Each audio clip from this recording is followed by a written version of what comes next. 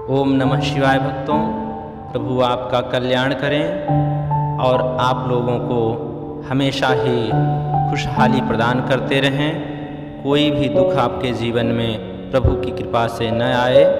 आशा करता हूँ आप लोग सब स्वस्थ होंगे, अच्छे होंगे।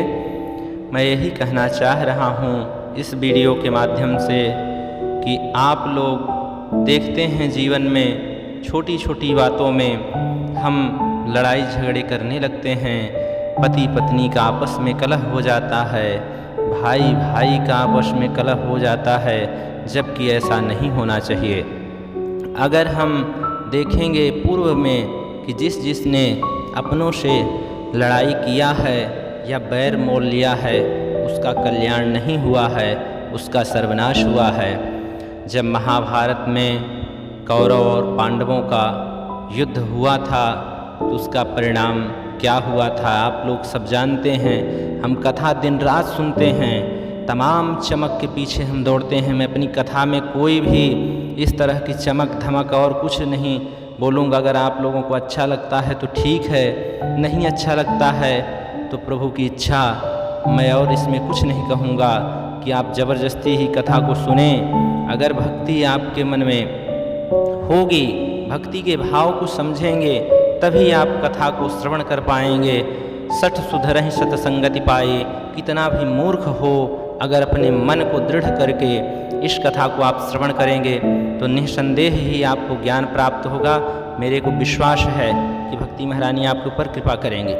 हम लोग जानते तो सब हैं, कई प्रवचन हम सुनते रहते हैं दिन भर, कोई ऐसी नई बात नहीं रहती, पर उससे हम सीखते क्या हैं। बस यही मैं कहना चाह रहा हूँ कि अपने स्वभाव को आप लोग हमेशा नॉर्मल रखें, कभी भी अकड़ में न रहें। हमेशा ये देख लीजिए, प्रकृति का नियम है, जिसके अंदर कुछ नहीं होता।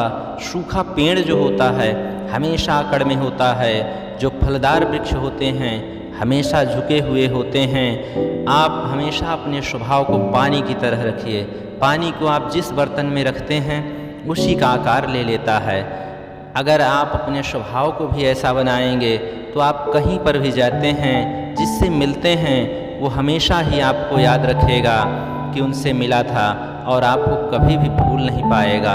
अगर आप अपने स्वभाव को बहुत ज़्यादा कठोर बनाते हैं तो धीरे धीरे आप देखेंगे आपसे सब लोग दूर होने लगेंगे, और इस संसार में आप क्या लेके आए थे और क्या लेके जाओगे। हम दिन रात प्रवचन सुनते हैं, हम चमक के पीछे भागते हैं।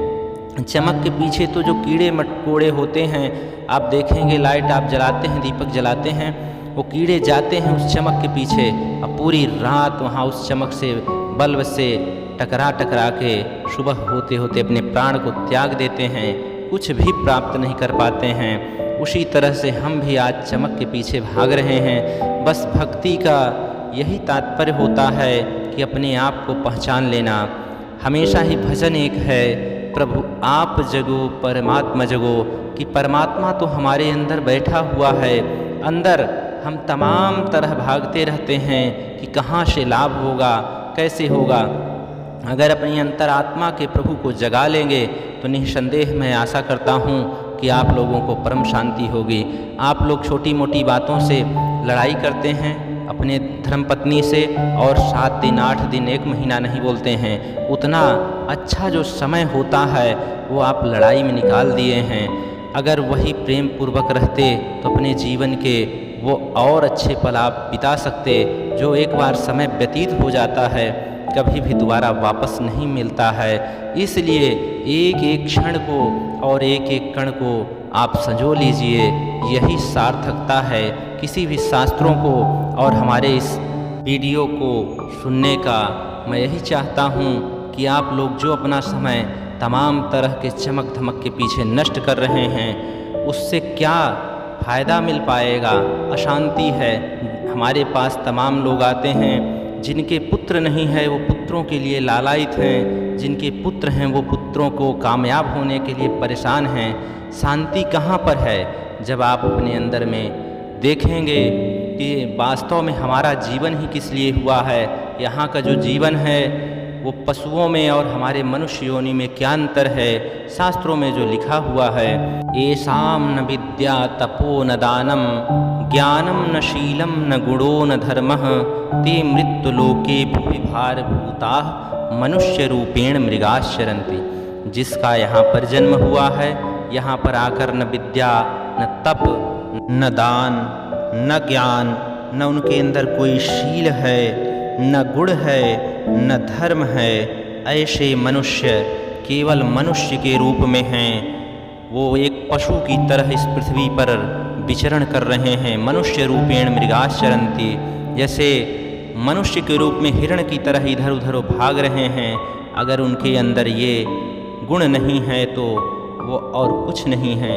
इसलिए भक्तों, आपसे बस यही कहना चाहता हूँ कि आप लोग अपने स्वभाव को इसी तरह से पानी की तरह बना लीजिए। जैसी परिस्थिति मिलती है आप वैसे बन जाएं। बच्चों के साथ बच्चा बन जाएं, बड़ों के साथ बड़ा बन जाएं, मित्रों के साथ मित्र बन जाएं, पत्नी के साथ पति बन जाएं। इसी तरह से अपने स्वभाव को बना लीजिए, तभी किसी भी भक्ति का, किसी भी शास्त्र का श्रवण करने का सही लाभ उठा पाएंगे।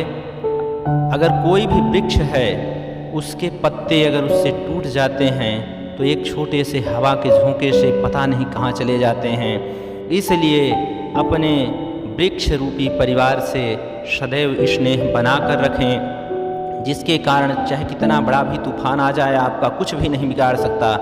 जब तक विभीषण नहीं छोड़ के चला गया लंका को और रावण को, अपने भाई को, तब तक रावण परास्त नहीं हो सका। जैसे ही वो गया तो रावण ने लास्ट में यही कहा था राम से कि जानते हो मैं क्यों हार रहा हूँ इस युद्ध में, इसलिए कि तुम एक चरित्रवान हो और मेरा भाई तुम्हारे साथ खड़ा है और तुम्हारा भाई तुम्हारे साथ खड़ा है, इसलिए मैं हार रहा हूँ।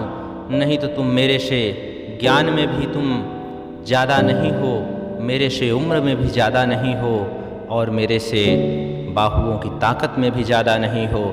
बस एक चीज़ में ज़्यादा हो कि तुम एक मर्यादा के सहित अपना जीवन व्यतीत किए हो, मर्यादा पुरुषोत्तम हो और मैं मर्यादा के विरुद्ध गया हूँ। इसलिए प्रिय भक्तों, आप भी उसी मर्यादा के साथ अपने जीवन को व्यतीत करें, किसी दिखावे में न जाएं। अगर दिखावे से सब कुछ होता तो जादूगर अपने घर में ही बैठ के जादू दिखाता।